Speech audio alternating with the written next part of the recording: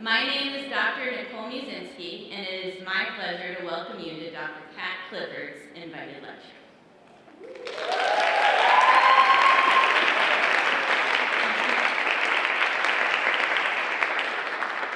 Kat was an English major and a history minor from Oklahoma State University in 2005.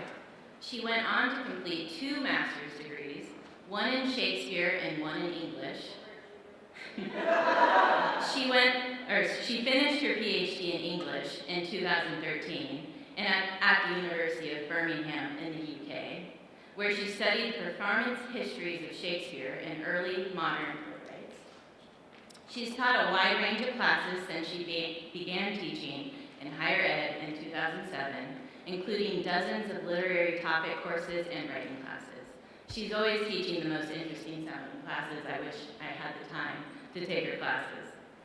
Kat joined the faculty at Hastings in 2022, and I was lucky to be a part of her hiring committee, and I'm so thankful and happy she ended up working here. Her current work centers around the intersections between asexuality studies and early modern drama. Kat is an amazing individual with many diverse hobbies. She enjoys reading, to watching horror movies, to crime documentaries that are probably fairly bad. She enjoys running, and not just really short sprints, really long distances. She really loves her energetic dog, Kit, named after Christopher Marlowe. She's really passionate about asexuality advocacy, literature, and the intersection of the two. I know that she hopes you all walk away with a deeper understanding of all forms of attraction and what it looks like. Please give a warm welcome to my friend and colleague, Dr. Clifford.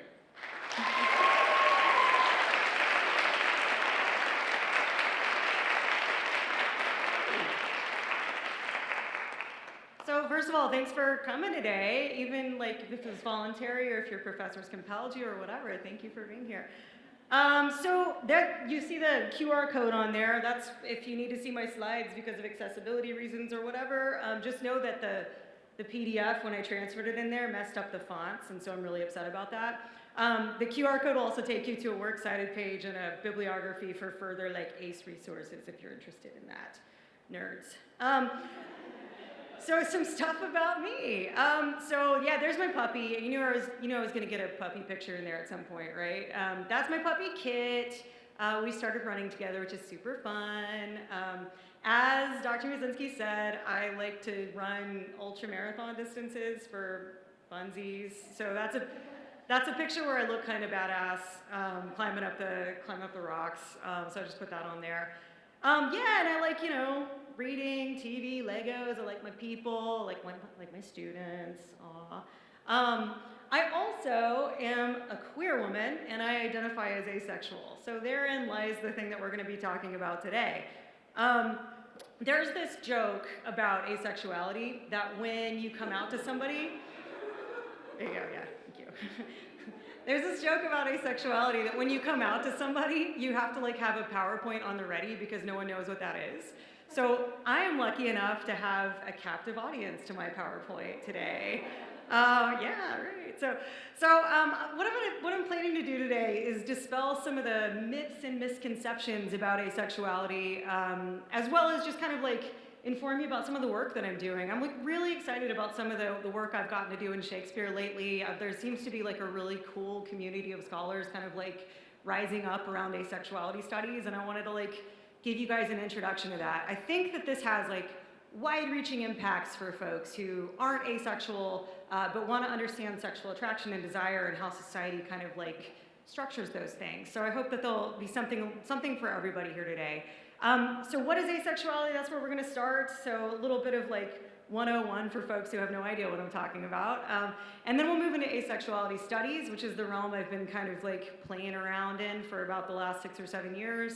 And then what is asexual reading? This is something that I've kind of like designed with a couple of colleagues.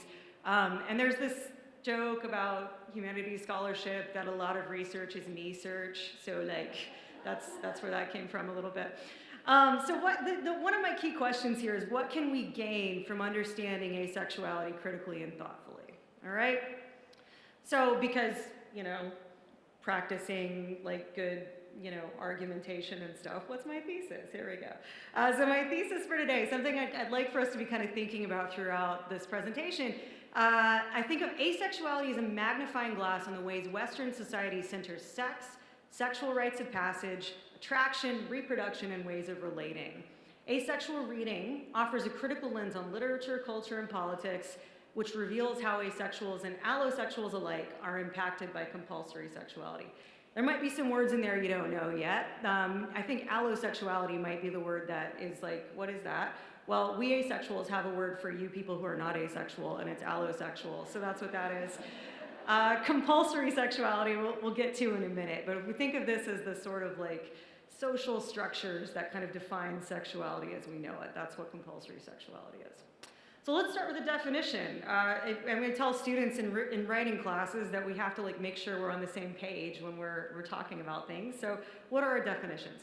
This is the definition from the AVEN website, the Asexuality Visibility and Education Network. And for a lot of asexuals, this is kind of the first like port of call when you figure out your identity or you're trying to figure out your identity, like what does that even mean? What is asexuality?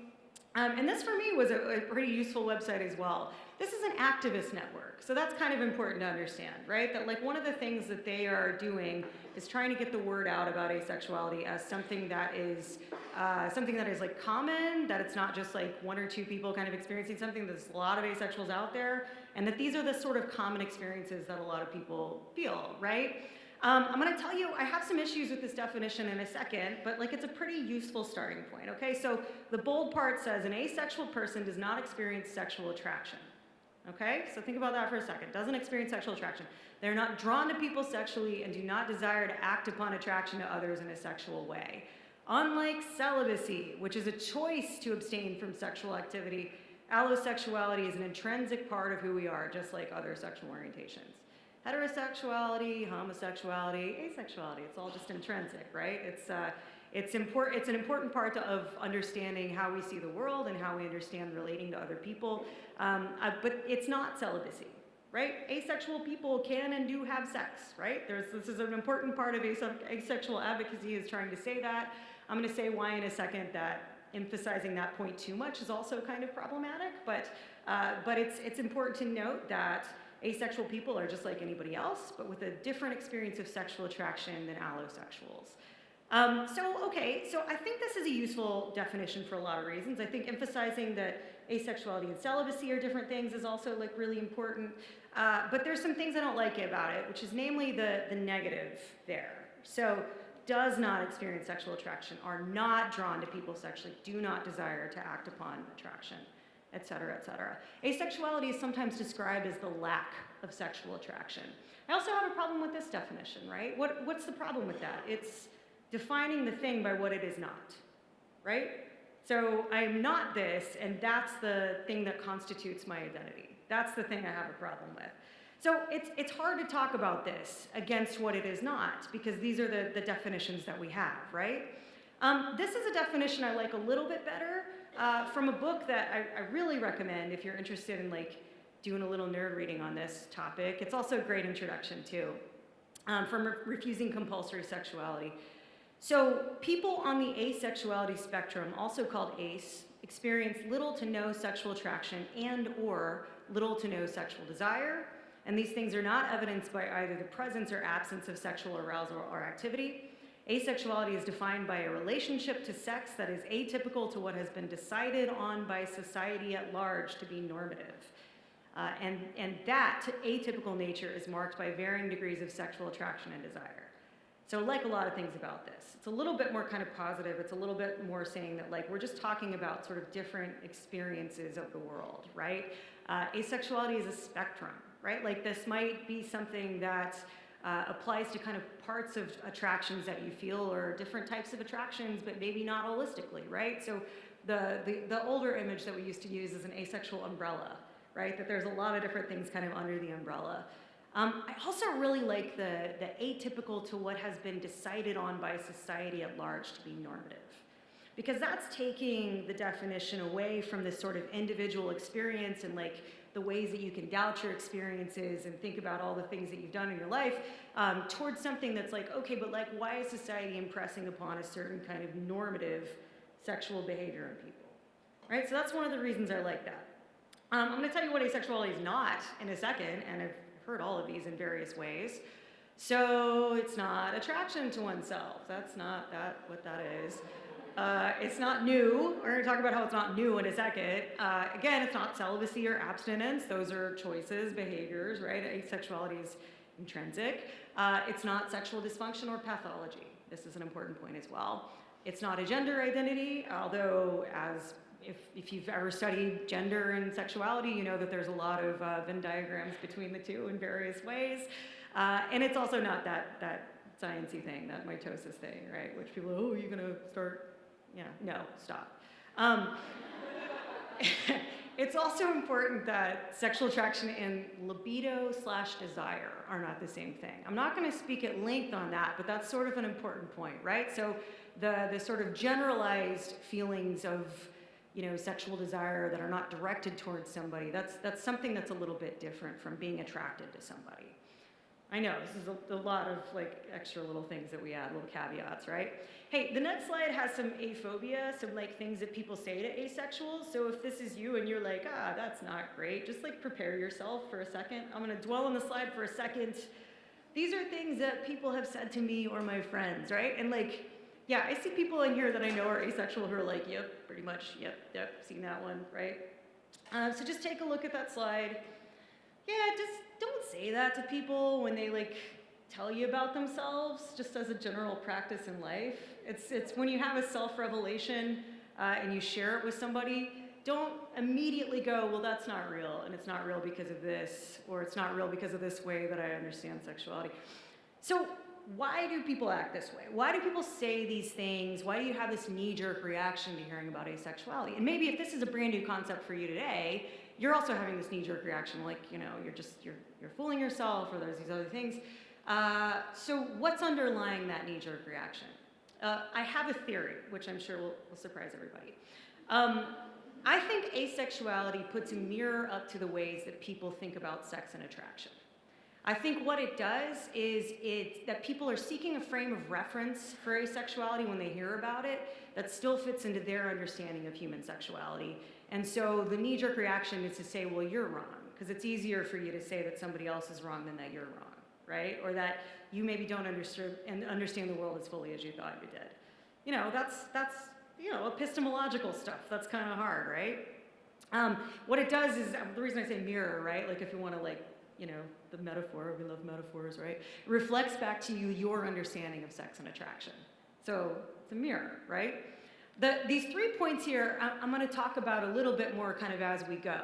But the existence of asexual people demonstrates that sexuality is not, as it is usually understood, universal, natural, and necessary, essential to one's humanity. Okay? Those things are related to each other, but think about them for a second and how those kind of like parse out an argument, right? These categories, so universal, this sort of like assumption in Western society, partly because of how, sexual science has shaped our understanding of sex, that everyone experiences or should experience sexual desire, right?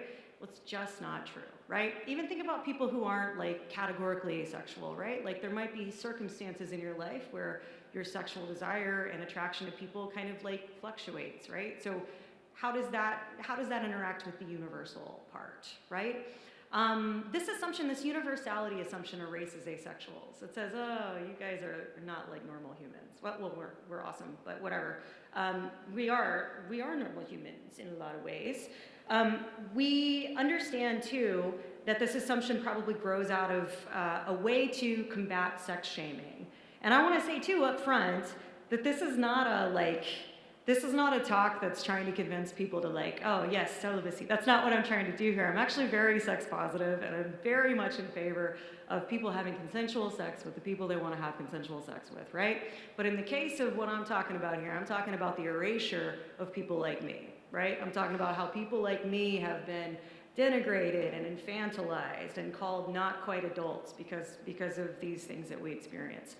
So the natural and necessary bit, say a little bit in a second, but sexual science as it emerged in the kind of 19th and 20th centuries was founded on a lot of assumptions and hypotheses, right? There's this repression hypothesis that we still kind of hear about a lot, right? That if you don't experience sexual desire or attraction, that you're repressed, right? That there is something that needs to be kind of like dealt with so that you can experience quote unquote healthy sexuality, right? Asexuals would say, hey, leave me alone, I'm fine, right? This leads to a framework of pathology and disorder for asexuals. Speaking for myself and for people that I know in this community, going to the doctor, going to psychiatric professionals can often be sometimes kind of traumatizing because people don't believe us when we say not sexually attracted to anyone and we're like cool with that. They're like, but are you really? So that natural and necessary thing really comes out in these kind of insidious ways.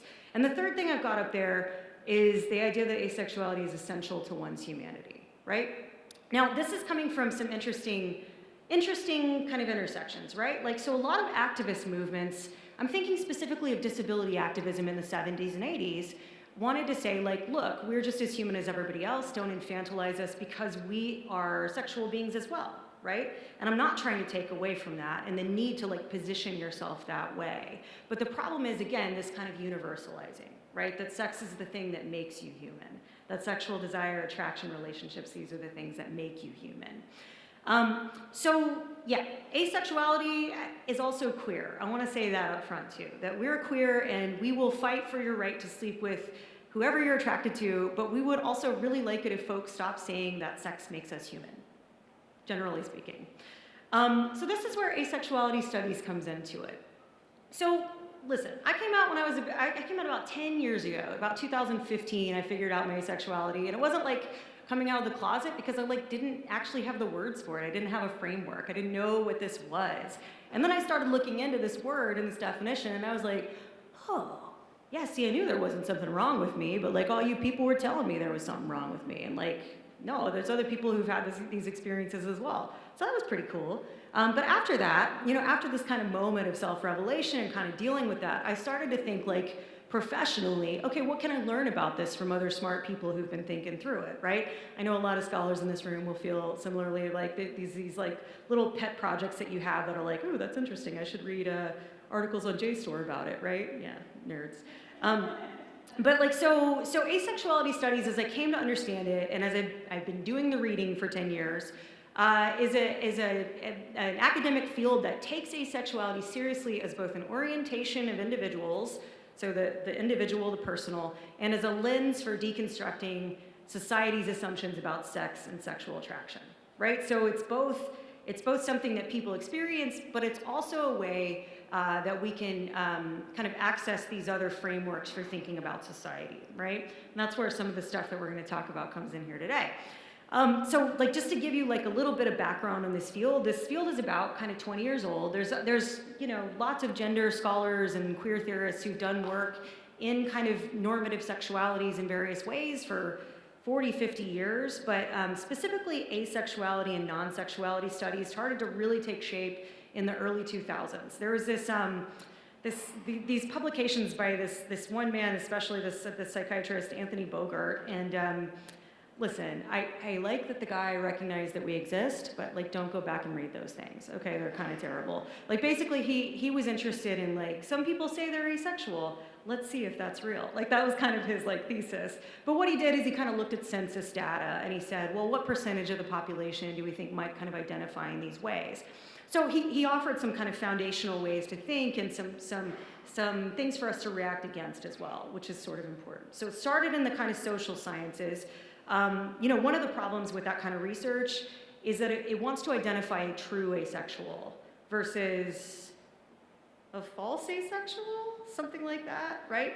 So true asexual, what does that mean, right? And if you're queer, you know that also comes up in queer categories. Like you say you're gay, well, how gay are you? Like this, so there's like levels to the ways that kind of people think about these identity categories. And I think that's very problematic. And I think it's not really true to the human experience in some ways. Moving on from this kind of diagnostic fallacy, a lot of work was done in the sociological and media studies fields to kind of talk about how this kind of comes up in society and in media and in, all kinds of works of like fiction and movies and TV and stuff like that. So a lot of work that's like, oh, well, we can kind of read this character as asexual or whatever.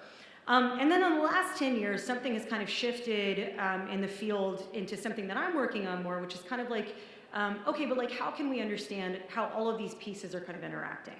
So this development of a field, I think, is actually really interesting, and asexuality studies has had its own kind of pushback and push-pull things, but it's also useful to kind of think about how these ideas develop against each other, right? That's one of the things that happens in academic disciplines. Somebody has an idea and somebody says, well, that's interesting, but that's not quite right, so we have to go over here, right? So let me give you a couple of examples of historic asexualities and the ways that people have kind of framed it. This one is about asexuality erasure, okay? So if you are familiar with some, sexology stuff, right? Alfred Kinsey in the 1940s had this very famous study, and he initially published this in a study on human sexual behavior. This is a chart that sort of points to all the ways that people have experienced sexuality in their lives. He had these really intense interviews with people, and I'm looking at the psych department here, I don't want to get this wrong. He had these really intense interviews with people where he'd ask them about their sexual experiences and would kind of chart where they were on this kind of scale from purely heterosexual to purely homosexual. Now, I know the queer people in here will not be surprised that actually most people were kind of not purely one or the other. They're kind of more in the middle in terms of experience and attraction. So that's kind of interesting. So where do asexuals come into play? Don't experience sexual attraction. I'm not even on the chart. I'm off the charts, baby. But when he met people who kind of fit this description, he put an X on their application, right? Off the chart, no, X. Doesn't count, erasure, right? So how do you conceptualize of people's attraction, people's sexual behavior, when you're not even accounting for this whole other range of behavior and understandings the way that people experience the world, right? So it's very interesting, and I'm not knocking Kinsey. This is a really interesting study, and we've learned a lot from the things that he kind of founded here. But sexual science has this kind of master narrative of sexuality that we think has been challenged, but really hasn't been challenged a lot in about 100 years, right? Richard von Krafft-Ebing was this important kind of sexual scientist in the 19th century, and he basically had this premise that there's two primary instincts in life: self-preservation and sexuality, right? We've carried those premises forward in a lot of ways unknowingly, right? These are the things that I think are important to challenge. So in the 1970s, out of one of the kind of radical feminist movements in the 70s is 1972. This group of feminists created the Asexual Manifesto. So this is one of the earlier kind of uses in the last kind of 50 years or so of people using this word in a way that's kind of similar to the way we use it now. So the Asexual Manifesto, this was emerged as a way to describe a struggle against sexism, adopted to kind of challenge dominant modes of sex and sexism. And the manifesto is super interesting, so shoot me an email if you want to read it. In 1984, kind of moving forward with some of this scholarship, Gail Rubin, who a lot of theorists in here, a lot of feminist and queer theorists will know, theorized that sexual essentialism, something they described as sexual essentialism from a lesbian perspective, is the idea that sex is a natural force that exists prior to social life, and it also shapes institutions.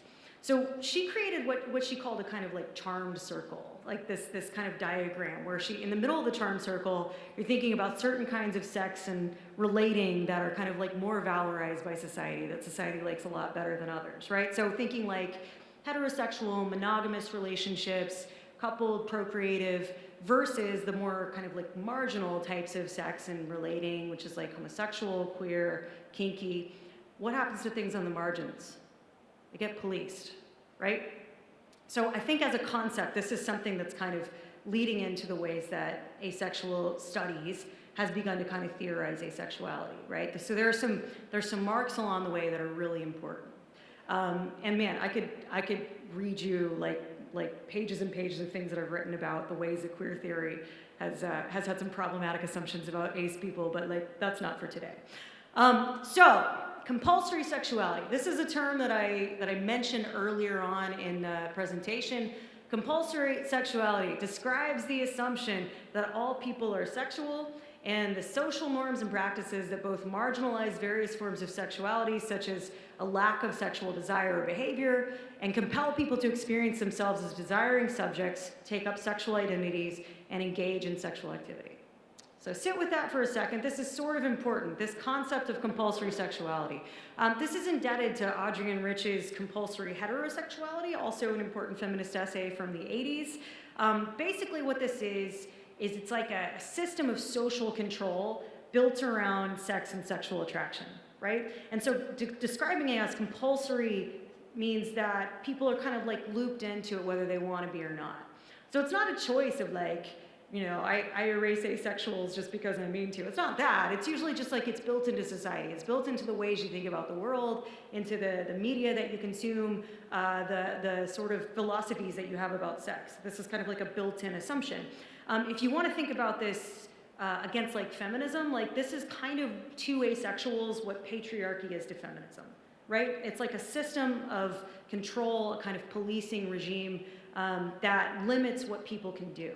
Now, one of the things that I think this is important for all of us to understand is that resistance to compulsory sexuality and some of its operating assumptions is that is a liberation for everybody, not just asexuals, a liberation for allosexuals as well.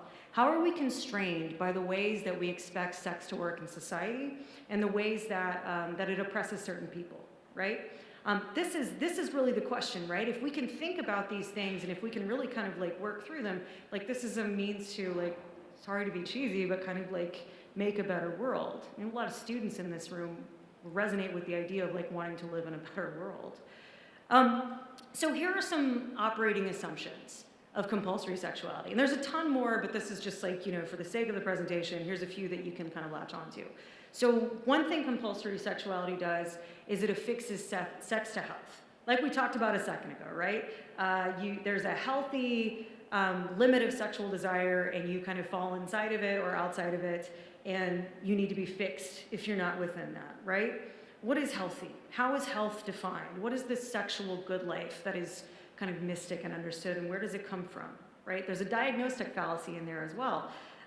You know, one of the things I said on the slide there with, you know, mean things that people say to asexuals is, well, antidepressants can lower your sex drive. Well, okay, but they can also keep me from not being like suicidal, right? So do I have to choose between the two and not live a good life, right?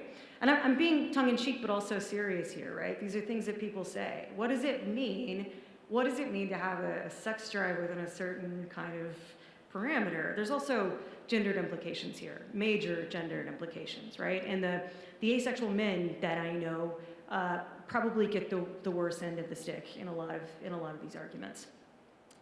Two, privileging sex over other forms of relating, touch, and other activities, right? The centrality of sex in human relationships becomes this really important kind of like centerpiece for a lot of people, right? It's related to the ways that marriage and family are centered as key rites of passage in the society, right? Like I know a lot of women are told, well, your wedding day is the most important day of your life. The most important day of your entire life, right? This is also related to compulsory sexuality. Feminism, yes, but also us, we're claiming it too. Three, hinging sex to the coupled relationship to love and intimacy. Related to what I said a second ago, right? That social and political pressure to make sex the goal of relationships, of romantic relationships. That intimacy is only really like synonymous with sex, right? What are the other types of relationships that make a life worth living, right? What are those relationships? Think through it, right? I think we're all better off if we understand that there's a wide spectrum of intimacies we can have with people in our lives. And lastly, centralizing sexuality in the project of self-making and self-knowledge. This is a little bit hard to explain, but if we think of like rites of passage around sexuality, right? I think we've all seen those movies, those like teenage movies where somebody's trying to like lose their virginity. We've seen those movies, right?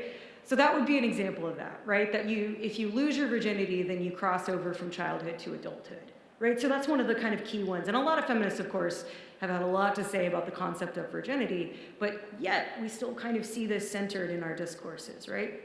So here's an example from a TV show called The Big Bang Theory. I know this age, I'm millennial, like get off my back, whatever, it's fine.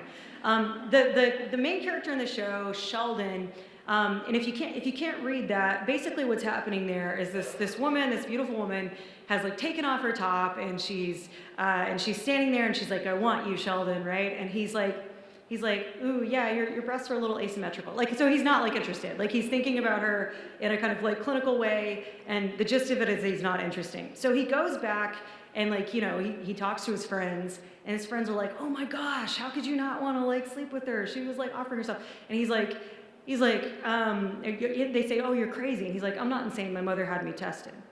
So I know it's funny, but there's like two things that are kind of going on here, right? Number one, this kind of like assumption that like, there's something wrong with him. They always say you're not a red-blooded male if you don't want to have sex with this woman, right? So there's heteronormativity, there's also compulsory sexuality, and then there's this like anti-neurotypical, like this neurotypical response that's making his neurodivergence kind of like a criminal thing as well, right? So there's lots of things going on here that I think would just kind of pass us by in the course of a joke, right? And I'm not saying that Sheldon is asexual, though a lot of people in the society have said that this character kind of like exhibits these kinds of traits.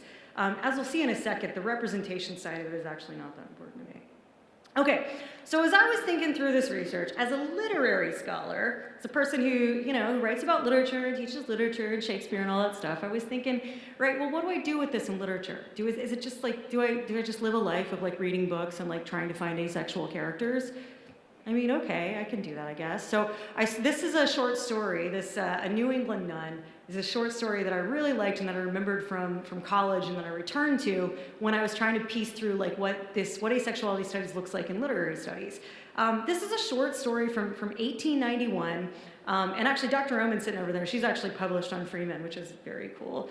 So this story is about this woman, Louisa, who lives alone, has a contained life. She has a cute little house, and all her stuff is in her house. And she's just kind of like, she has a dog, and she's just like living her life. Well, that sounds familiar, doesn't it? Well, her fiance, this dude that she was engaged to when she was a lot younger, returns from Australia after like having made his fortune. You know, he went to Australia to make his fortune and come back with enough money to support her. And he's been gone for many years, I don't know, like a decade or something.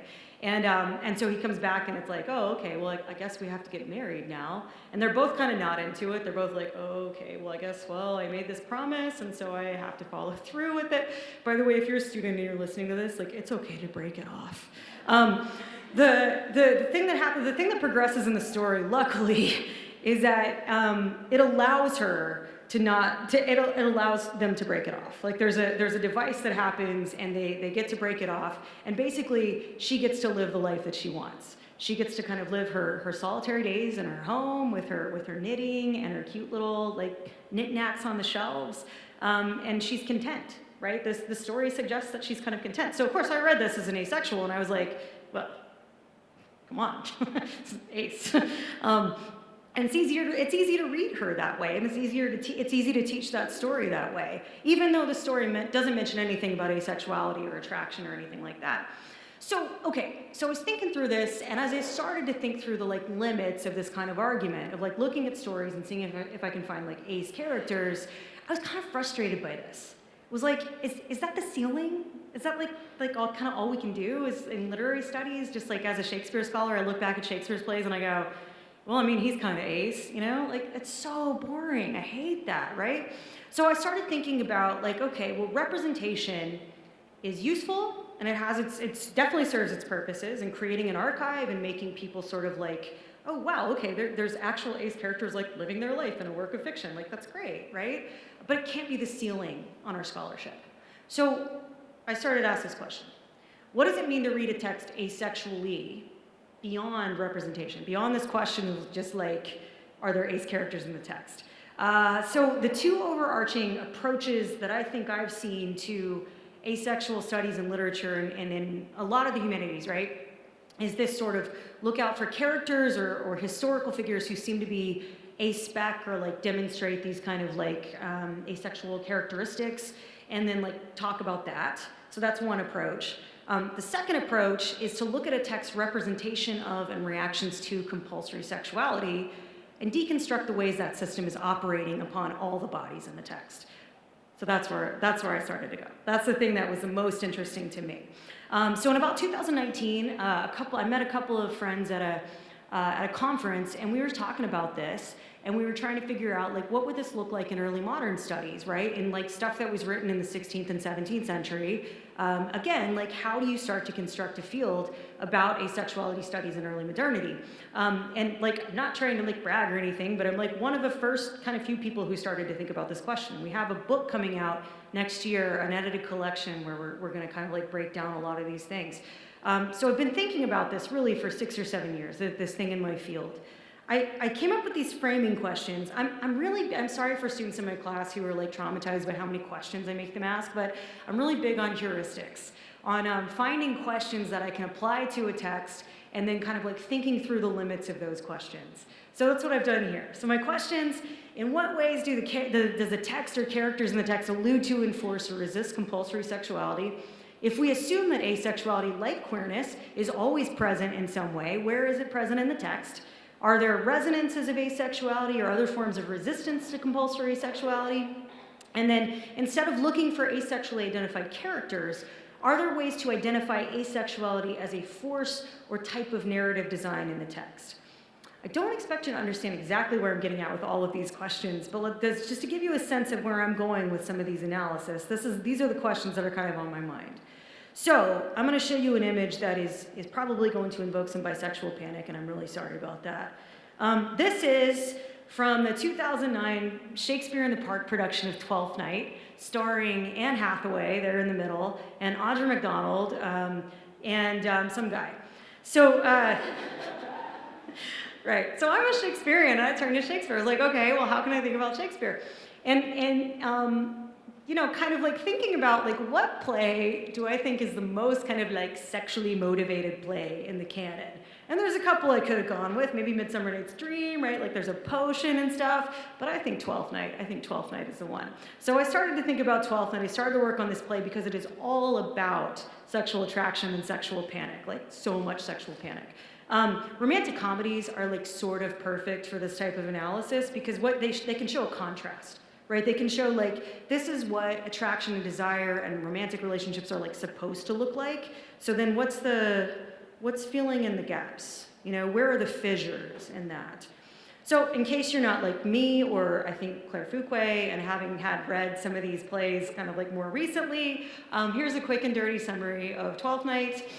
Viola and her twin brother are separated in a shipwreck, and each assumes that the other is dead. To protect herself, Viola, the kind of main character, disguises herself as a young manservant to Orsino, so there's a little bit of cross-dressing, because of course, who's a rich duke, and who's in love with Olivia, who's a rich heiress, okay? So Olivia, Orsino, and Viola, the kind of main characters. Olivia falls in love with Viola in disguise, so that's where the sexual panic ensues, and most of the characters, unsurprisingly, at the end, get married or engaged, right? Rom-coms, right? The subplot is the thing I'm going to talk a little bit about for the next few minutes. In the subplot, Olivia's butler, Malvolio, is kind of a spoilsport. He's kind of an archetypal, just like throw a wet blanket over your party, like he's that guy. So Olivia's like drunken uncle who loves to party, and he's like merry gang. They play a prank on him to make him look foolish and to teach him a lesson. So the play assumes that everybody must participate in its sexual economy, but like correctly, right? The play only allows for people to not participate in the sexual economy, meaning either being the subject or object of desire, if they are willing to enforce the limits of it, right? If they're willing to look at other characters and say, well, you're doing this wrong, and so I'm going to punish you, right? There's certain subscribed roles for the characters in these situations. And so Malvolio, this butler, this is the person who I'm most interested in here. Because in the play, he's described as wanting to like get with his boss, Olivia, but not because he's attracted to her, but because he like wants to be a rich man, right? Like he wants to be the husband of a rich woman. So his desire to rise above his station is poking at something in the early modern period that was really frightening to rich people, which is this idea that like your servant could like marry a rich woman and also become like a rich aristocratic person, right? That was really terrifying to a certain kind of class of people. So before the scene that I'm going to show you, it's a yellow stocking scene, if you're familiar with the play. It's a really famous scene. in this scene, these people kind of trick this character into like dressing up in this like insane fashion that the woman at the center of the scene, Olivia, like hates, and like smiling a lot when she actually just kind of wants him to be kind of like emo and morose, right? So he comes on stage kind of strutting, and even if you don't understand everything that they're saying here, you can understand the dynamics of the scene. So it's about 3 minutes. So here's this scene. And this is Stephen Fry and Mark Rylance, by the way, a 2013 production. But in very strange manner, he is sure possessed, madam. Why, what's the matter? Does he rave? No, madam, he does nothing but smile. Your ladyship were best to have some guard about you if he come, for sure the man is tainted in his wits. Go call him hither! I am as mad as he, if sad and merry madness equal be.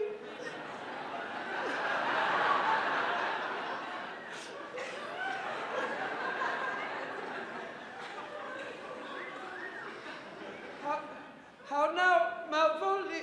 Oh.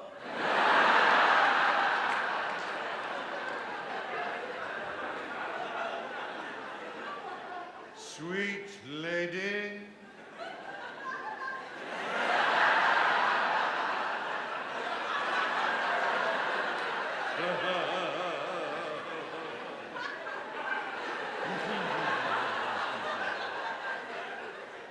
Smilest thou? I sent for thee upon a sad occasion.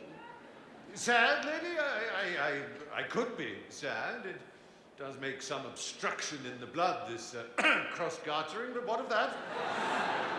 If it please the eye of one, then 'tis with me as the very true sonnet is. Please one, and please all.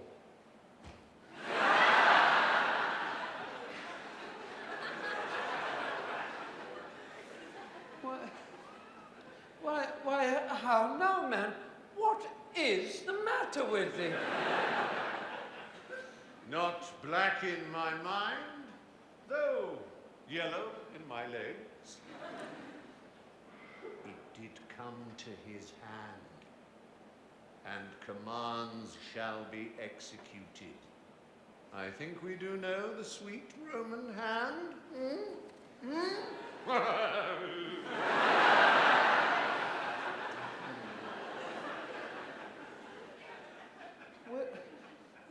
Wilt thou go to bed, Malvolio?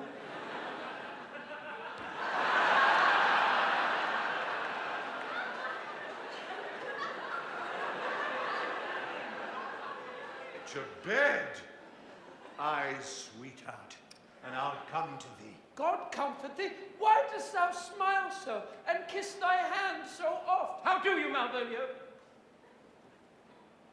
At your request, yes, nightingales answer door. Why appear you with this ridiculous boldness before my lady? Be not afraid of greatness. 'Twas well writ. What meanest thou by that, Malvolio? Some are born great, Huh? some achieve greatness, What sayest thou? and some have greatness thrust upon them.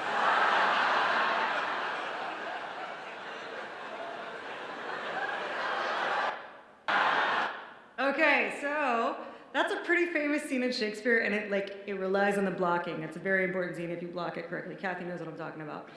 So the main character there, Malvolio, even if you didn't hear what they were saying, and I imagine it was probably kind of hard to hear, you could tell what was going on, what the dynamics of the situation were. This guy's strutting around the stage and thinks he's pretty special, and he's trying to win this woman over, right? He's trying to woo her, but he's not doing it very well, right? She's not responding to his cues, but he doesn't see that. He doesn't know that. And the humor of the scene relies on the fact that he doesn't know that. It's important that we laugh at him and his inability to see how she's responding to him, right? So there's something that's going on there that's like sort of putting him as the butt of the joke in a way that I think maybe might make us a little bit uncomfortable when we start thinking of him in these ways.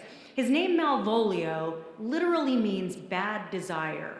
Bad desire, right? That's very interesting, right? So his bad desire for rising above his station, financially, and also his bad performance of desire here, right? He's trying to perform for her that he's interested in her, and she's just like not getting it. When she says, "Wilt thou go to bed, Malvolio?" she means like because you're obviously sick. And he's like, yeah, but that's not what's going on here, right? So the confusion of the scene, I think, is really important here. He doesn't follow her cues.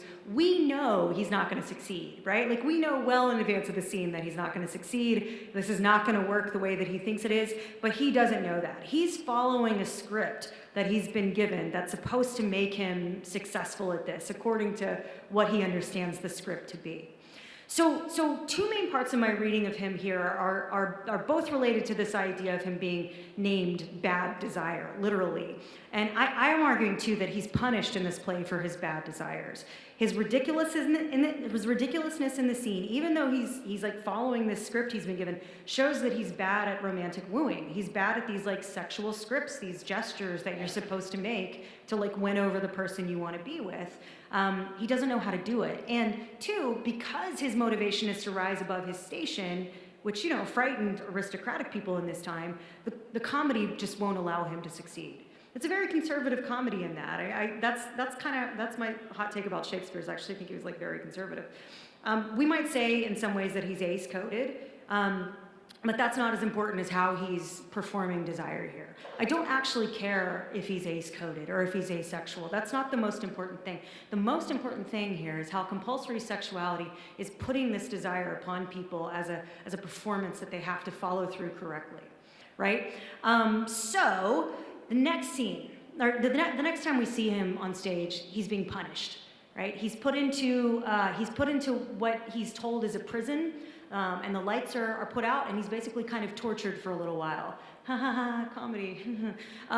After this, so it's pretty horrible, actually. I mean, it's kind of hard to play this scene because it gets this kind of dark turn. At the end of the play, when the truth comes out that he's been tricked and it was all just kind of a joke, he leaves the stage like vowing revenge, right? But like, of course, we know he's not going to follow through with revenge. It's kind of toothless. Everybody's standing there, they're all about to get married, they're all happy. He's an inconvenience, and frankly, it's better if he's not around anyways, right?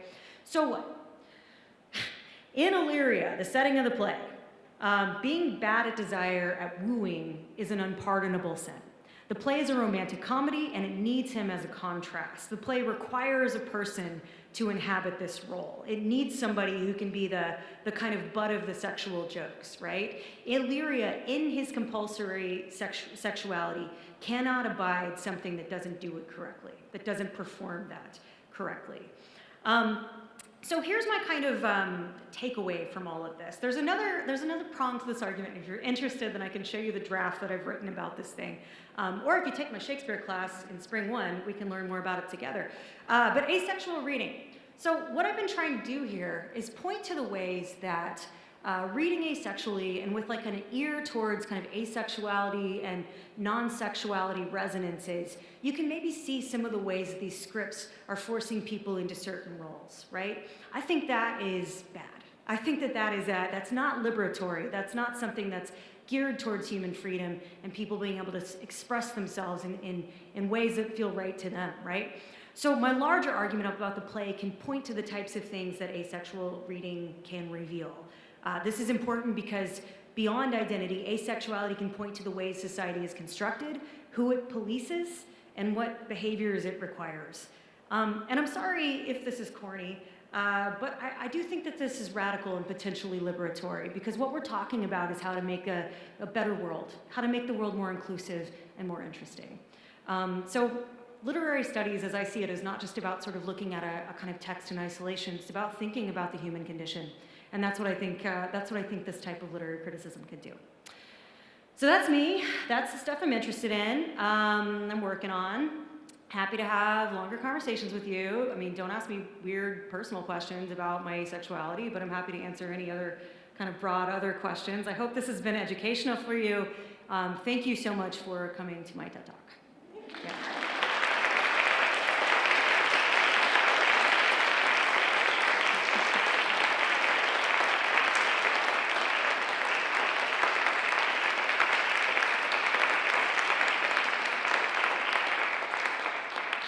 So you folks feel free to file out if you got to be somewhere, but we've got like 10 minutes. If anybody has questions, I'm happy to like respond to questions from the peanut gallery. Yeah, people are like, oh my gosh, I'm leaving. Thank goodness. Yeah, Rachel.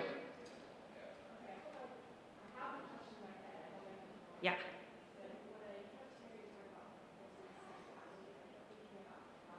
Yes.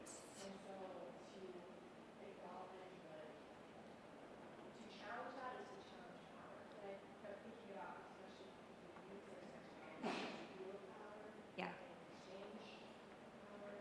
So let me just like pause and kind of repeat what you said. So Rachel said, as I was talking about compulsory sexuality, it made her think about power, right? And how power, like sexuality and power are kind of like conjoined. And that's kind of the argument about compulsory sexuality, right? That it's an enforcement regime, right? Whether we mean for it to be or not. And I think that the metaphor of like compulsory sexuality is to asexuality what patriarchy is to feminism is sort of important here, right? Because we understand patriarchy as being this sort of system of social control. And how is patriarchy wielded by those in power in various forms of power to like put upon all bodies, not just women, right? Like it's feminism, like feminism is about the liberation of all people, not just about the liberation of women. So in the same way, I think attention to compulsory sexuality in the ways that it is like limiting people and like putting upon people and requiring certain like life rights and life passages, that's the problem. Does that kind of like get at what you're thinking about? Yes, and I'm thinking about asking people to like step away from that. Oh yeah. Like a big ask, especially if you are conditioned to see that body can wield power through that sexuality. Sure. Yeah. Sometimes like some people like feel like that's all they have. Absolutely. Well, I mean, that's compulsory sexuality, like working on that, right? So it's not even like gender performativity. It's not a thing that you can always just kind of like step outside of. It's not like, oh, compulsory sexuality is there and I'm going to choose to like operate over here. It's this sort of like, how do you sort of critique and like check all of these assumptions and how they're kind of like working together, right? And I think there's an asexual activist, Yasmin Benoit, I think is how you pronounce her last name, and she's a model, and actually she's been a lingerie model, and whenever she posts pictures of herself, like at pride parades and stuff, people always say, well, you can't be asexual because you're dressing too desirable, and she's like, I don't care. She's like, I like dressing this way and I'm gonna dress this way, right?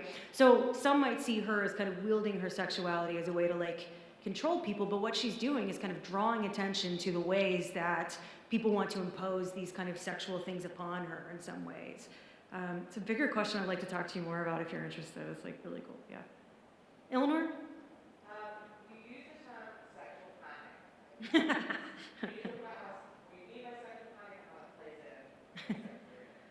Sexual panic in Twelfth Night is kind of like an important plot point. So if you like are familiar with Shakespeare's like rom-coms, you'll know that like this is sort of like something that happens in every play is people get like very like stressed out about how attracted they are to other people or like, you know, whatever. And in Twelfth Night in particular, the Viola is dressed as a boy, right? And we can talk about the gendering of all that stuff, right? She's a girl dressed as a boy. And she goes to Olivia's house, and Olivia like falls in love with her, performing this guy, right? And so Olivia is like obsessed with her, and like the sexual attraction is like all over the play. But she's not a boy; she's a girl. So that's how the play positions it as kind of sexual panic. And one of the things that I argue about Twelfth Night is that it kind of resolves all these things. It only wants us to feel panic like to a point. But we have to know as an audience, there's no real like queer threat here, right? Like the queerness is gonna be resolved and Olivia is gonna be fine with the way that it's resolved. Although if I were performing that play in 2025, Olivia would not be fine with the result. Same, yeah. Sexual panic, yeah, so that's like kind of part of the design of the play, right? Is that there's sort of like, you know, how do you kind of like live within these kinds of circumstances? Yes.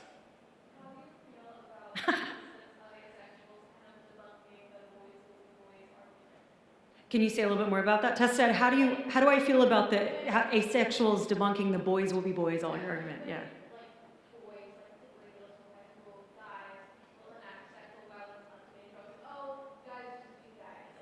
will be boys. Yeah. Well, I don't feel great about it. Yeah.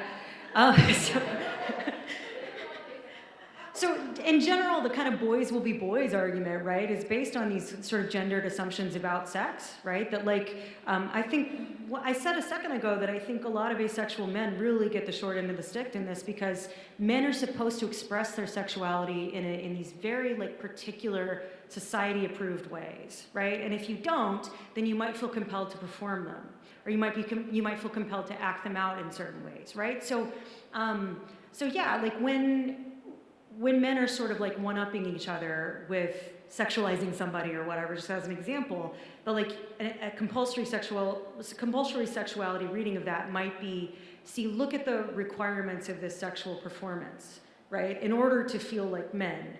And that's where the kind of gender element comes into it as well, right? I'm not saying that women don't feel these things as well. Women and non-binary folks, of course, have their own kind of like crosses to bear with compulsory sexuality. But in a society that so values male virility and a certain kind of like men can't help themselves attitude, right? Asexuality seems to be a threat to that. So men who say they're asexual are often positioned as like feminine or something like that, right? We see that a lot in the discourses. Yeah, good question. Yeah, Bree. So you mentioned briefly that that this has implications for like people who are asexual who are trying to get access to adequate health care. And so I was wondering if you could expand a little bit upon like how is it that asexuals are not getting access to equitable health care because of misconceptions around it? Bree, thank you for asking that question. Bree asked if, I mentioned briefly that asexuals don't often experience getting their needs met in healthcare situations. And as Bree, as a professor of future healthcare educators, I appreciate your openness to these kinds of questions.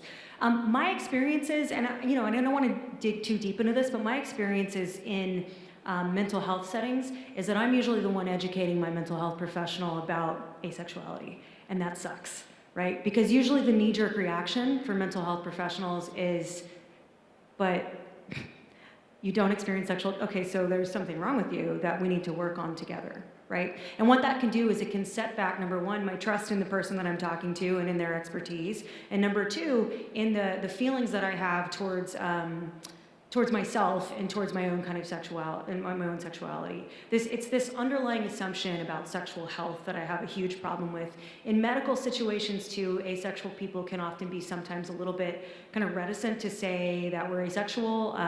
Asexual people who are celibate, I know often get a little bit of like, yeah, sure you are, from medical professionals.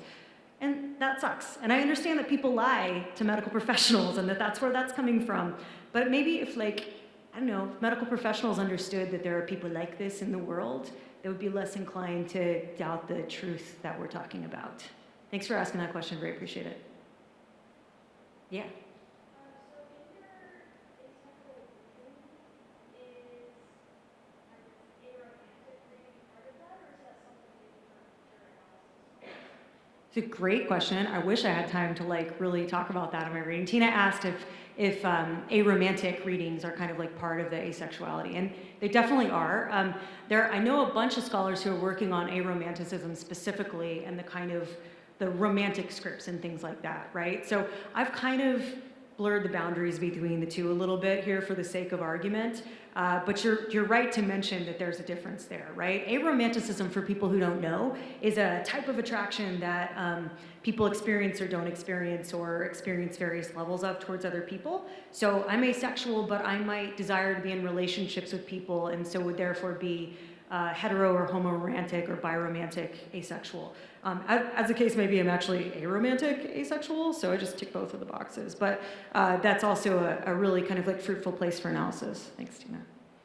I think that's kind of all the time we have for today. I don't want to hold people past your limit, but thank you so much for coming. I'm happy to chat more after the mic's off.